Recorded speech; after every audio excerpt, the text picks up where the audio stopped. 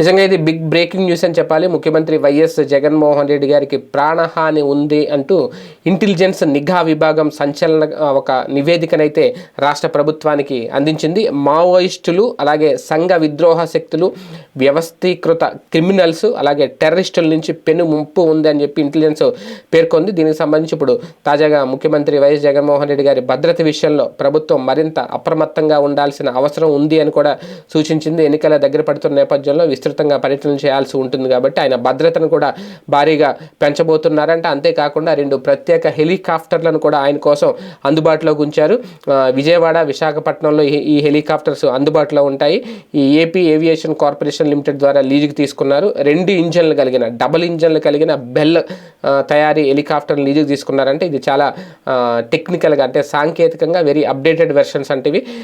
అంటే ఇప్పటివరకు చూసుకుంటే 2010 నాటి హెలికాప్టర్నే ప్రభుత్వం వాడుతోంది. ఇది చాలా ఓల్డ్. ఇప్పుడు లేటెస్ట్ హెలికాప్టర్స్ని 2ని కూడా తీసుకున్నారు. అంతేకాకుండా ఇప్పటికీ ఆయనకి జెడ్ కేటగిరీ భద్రత కల్పిస్తున్నారు. ఇప్పుడు జగన్ సీఎం అయ్యేనాటికి ఆయన భద్రత తక్కువగా ఉండేది, మధ్యలో హఠాత్తుగా దాన్ని పెంచారు. ఇప్పుడు ఇంకా పెంచబోతున్నారు.